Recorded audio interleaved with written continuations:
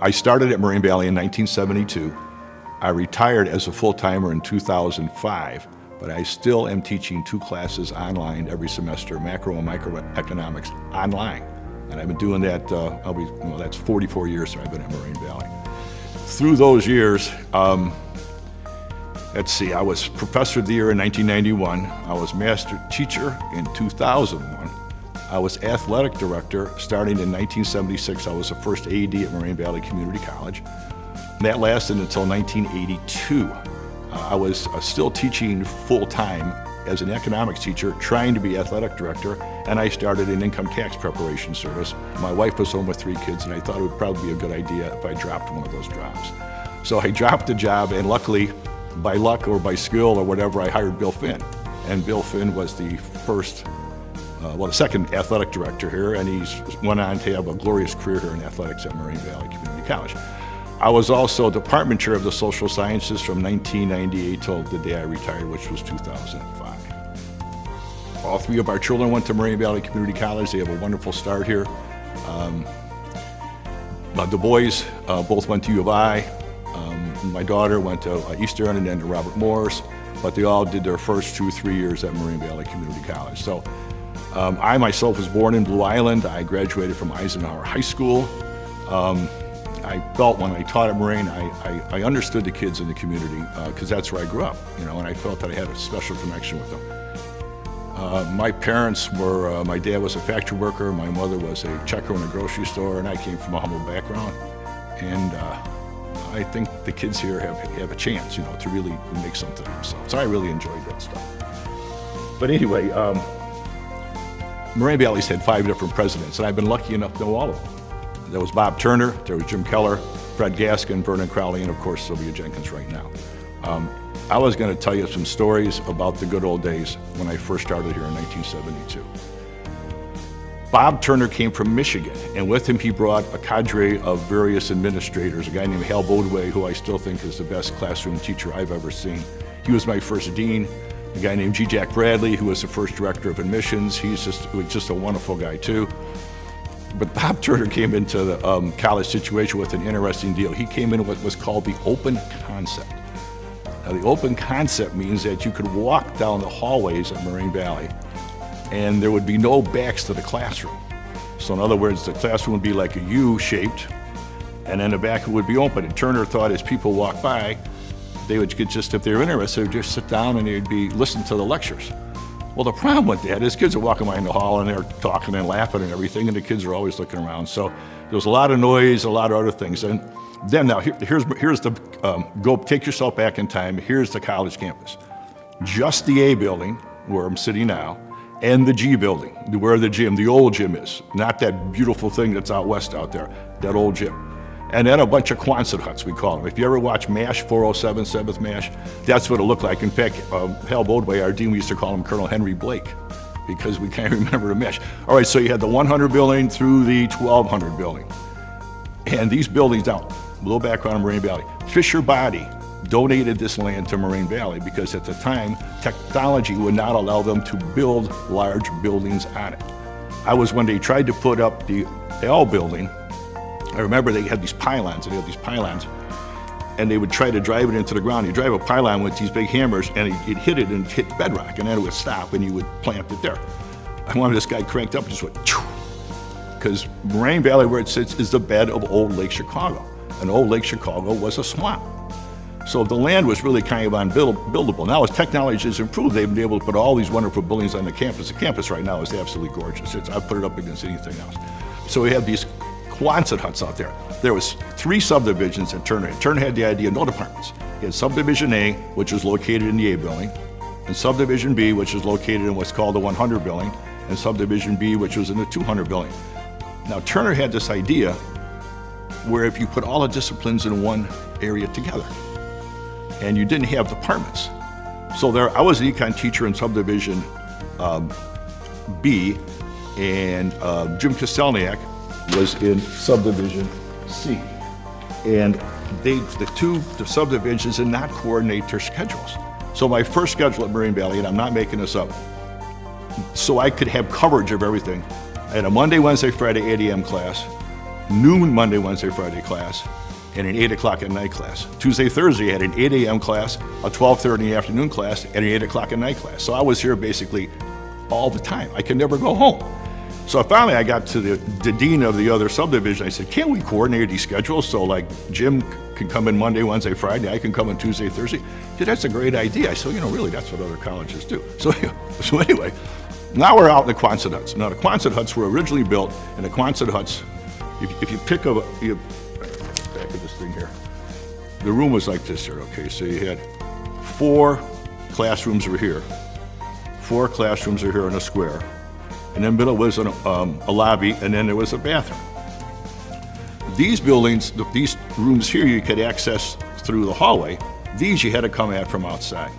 There was temporary masonite walls which the kids could kick down if it was too cold outside.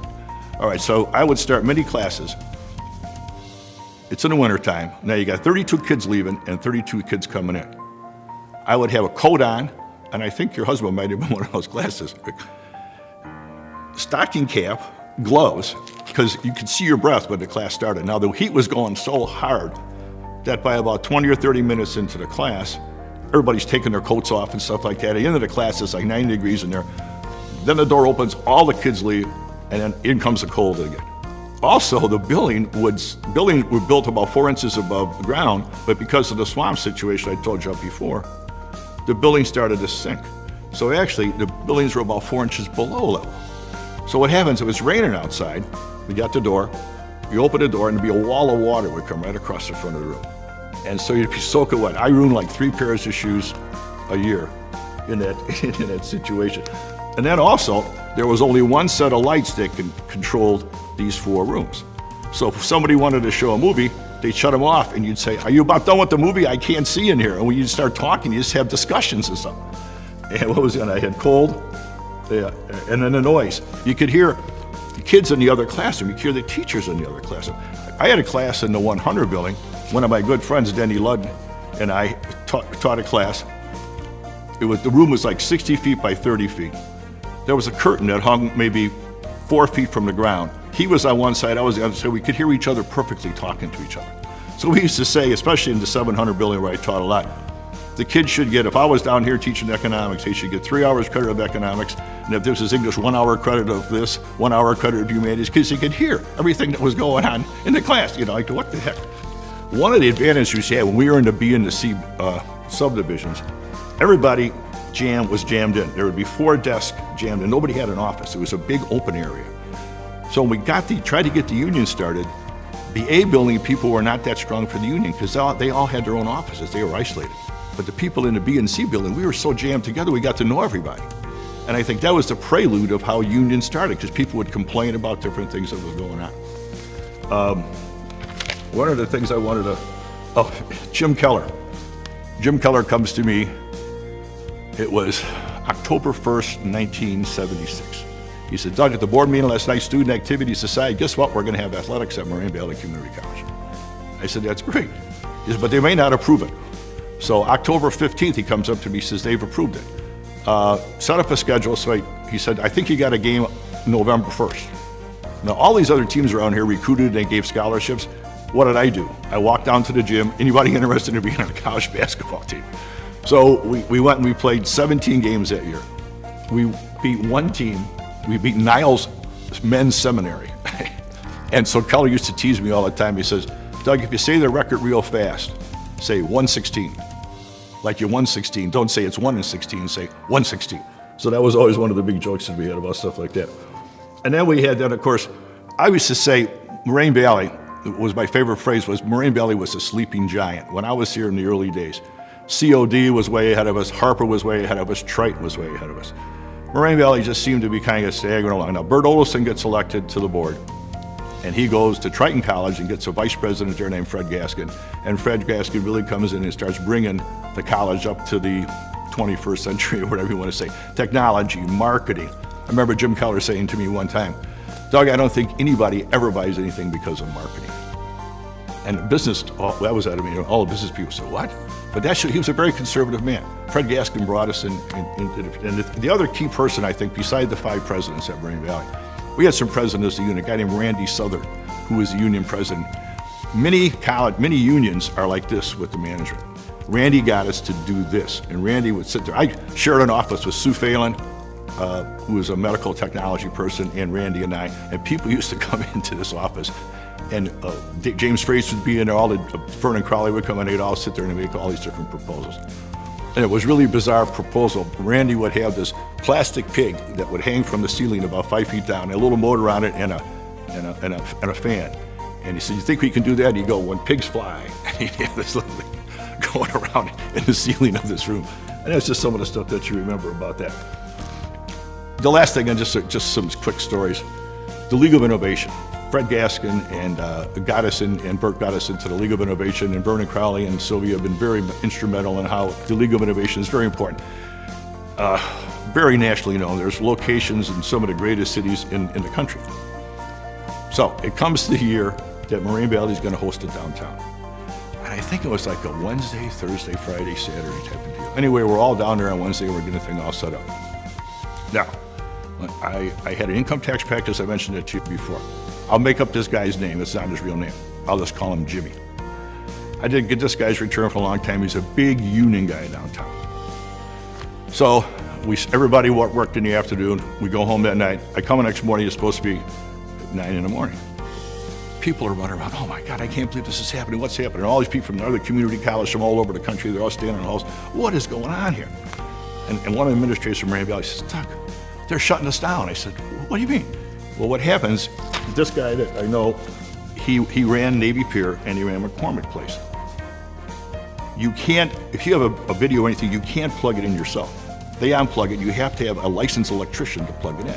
So our people, the night before, those guys from the union, and we had about 4 or 5 floors down at that hotel, they'd go around and they unplugged everything. And the next morning, they're supposed to come in and plug it in. Well, these people, computers got to warm up. PowerPoint was a big thing then. So these people start plugging it in. So this guy's coming, he's going to shut it down. I go, and it's confusion, and everybody's, all the administrators are looking around. Mary Kay Kickles is going, "Oh my God, what's going on here?" And I said, "Who shut it down? What's going on?" He said, "That guy coming there." I'm looking down the hall, this guy's walking, and this guy's walking in the middle, and this guy's, Jimmy's probably about 6 foot tall. He's got 2 guys about 6'6" and about 300 pounds walking next to him, like union goons. I go, "Jimmy?" And he goes, "Doug?" I said, "What are you doing?" I said, "We're shutting this place down." I said, "I didn't know it's your building." "Yeah, this is my building." So I got this building, and I got Navy Pier and McCormick Place. They broke the union rules. We got to shut this place down. And of course, in Southside, "What the blank are you doing here?" "Well, I work here." "Well, why didn't you tell me?" And I go, "Could you give us a break here, Jimmy?" Jimmy goes, "Sure," and looks at the 2 goons. He goes, "Let him go." So these people from, I don't know what college they were, they look at me and go, "Who are you and what is going on?" And they said, "Welcome to Chicago." and then the League of Innovation was a very success. We had everybody from all over, but it came that close, and now I'm looking at it, and even I remember Mary Kay Kickles looking at me and said, "How'd you do that?" I said, "I'll tell you later." But I guess that's the old Chicago connections we talked about.